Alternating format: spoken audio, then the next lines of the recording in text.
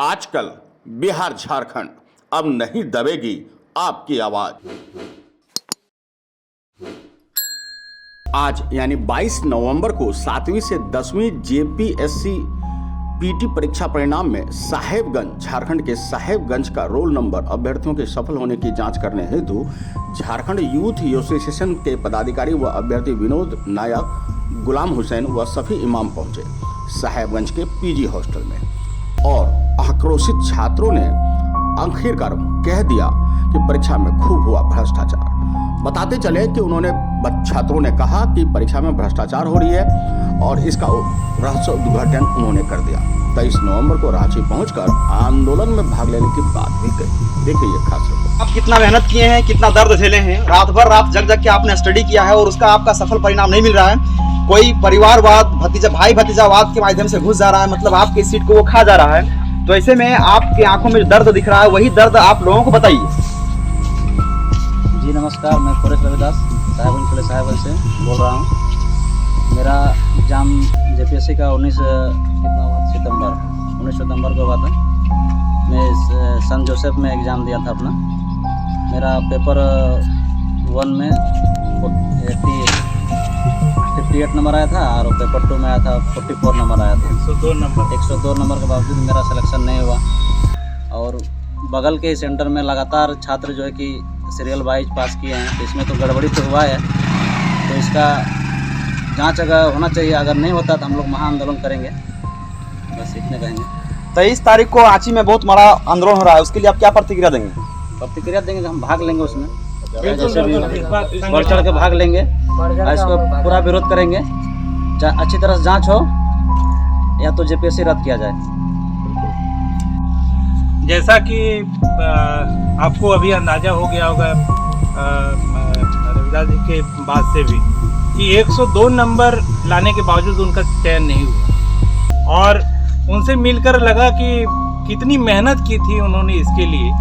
और आपको भी पता होगा कि 102 नंबर छोटा मोटा कोई अंक नहीं है, इसके लिए काफ़ी मेहनत का ज़रूरत पड़ता है। लेकिन इतना मेहनत करने के बावजूद उनका सिलेक्शन अगर नहीं हुआ है तो वो सिर्फ और सिर्फ इसीलिए नहीं हुआ है क्योंकि इस परीक्षा में 7वीं जेपीएससी की परीक्षा में जैसा कि हम लोग को अंदेशा है, काफ़ी बड़े पैमाने पर भ्रष्टाचार के जरिए गलत अभ्यर्थियों का चयन हुआ है और इस गलत चयन का परिणाम रविदास जी जैसे लोग को, छात्रों को ही भुगतना पड़ रहा है।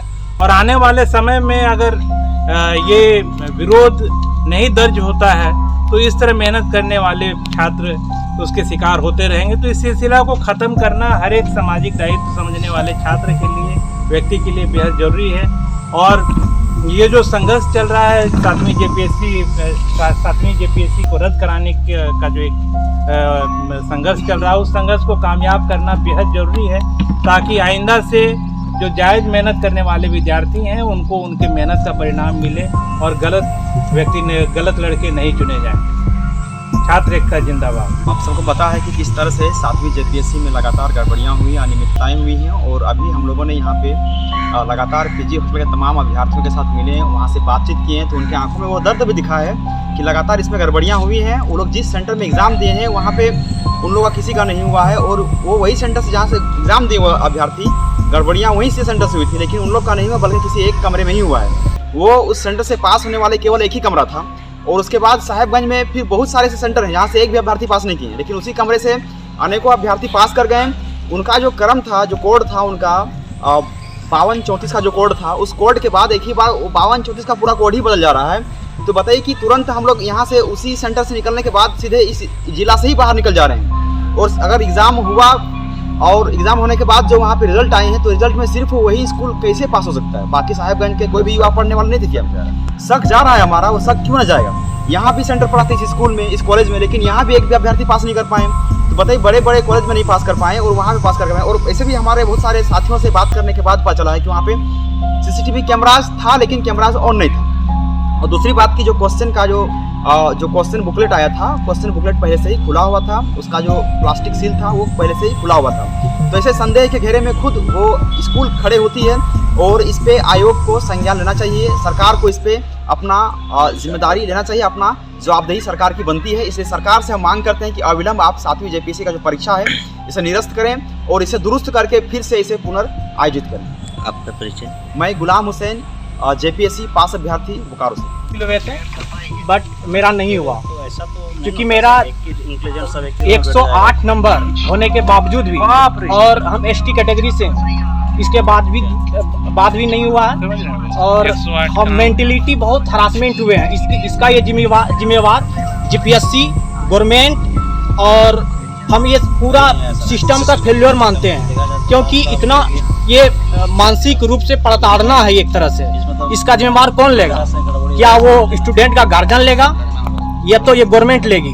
हम ये सवाल हेमंत सोरेन से जानना चाहते हैं। और ये हम अब जेपीएससी में कुछ नहीं है, उसका ट्रस्ट खत्म है। हम ये क्वेश्चन राज्यपाल से भी राइज करते हैं कि प्लीज इसका एक फेयर जांच हो और जेपीएससी रद्द तो होना ही है। इसका ये जेपीएससी रद्द होना चाहिए और इससे भी बड़ा इशू है कि जेपीएससी यूपीएससी के द्वारा कंडक्ट होना चाहिए। साहिबगंज कॉलेज का छात्र हूँ, एमए का स्टूडेंट हूँ और यहाँ पर सबसे मेन मुद्दा है कि जेपीएससी में घोटाला।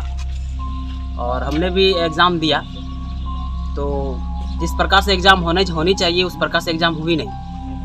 और दूसरी बात कि जब रिजल्ट आया तो रिजल्ट में बहुत बड़ा गड़बड़ी देखने को मिला हम लोगों को। और सबसे गंभीर बात यह है कि 1 to 10 कंटिन्यू ये रिजल्ट जो निकला, ये गंभीर वाली बात है, सोचने वाली बात है कि ये 1 to 10 कंटिन्यू सब पास हो रही है। 17 अभ्यर्थी, हाँ कंटिन्यू, एक साहिबगंज से है और एक शायद गुमला से, लोहरदगा से, जहाँ से भी है। तो ये बड़ा सोचने वाली बात है। ये हम सभी छात्र को अपने आप में सोचना चाहिए कि ये कहीं ना कहीं बहुत बड़ा घोटाला हो रहा है। ये टेक्निकल प्रॉब्लम नहीं है, और भी हम लोगों ने परीक्षा दिया है लेकिन आज तक कभी भी सुनने को नहीं मिला कि 1 to 10 कंटिन्यू सब पास हुआ है। ठीक है, तो मैं चाहूँगा सभी विद्यार्थियों से कि इसमें आंदोलन करें और मैं पूरी तरह से कहूँगा कि ये परीक्षा रद्द होनी चाहिए, क्योंकि ये बहुत बड़ी लाइफ की, मतलब स्टूडेंट का लाइफ का बात है। ठीक है, मैं इतना ही कहा कि अपने वक्त को धन्यवाद करूँ। बता दें कि 7वीं से 10वीं जेपीएससी पीटी परीक्षा परिणाम साहेबगंज के रोल नंबर सबसे अधिक आए, जिसकी जांच हेतु अधिकारी आए हुए हैं। अब देखना होगा आगे क्या कुछ होता है। झारखंड के साहेबगंज से शेख सरदार की रिपोर्ट।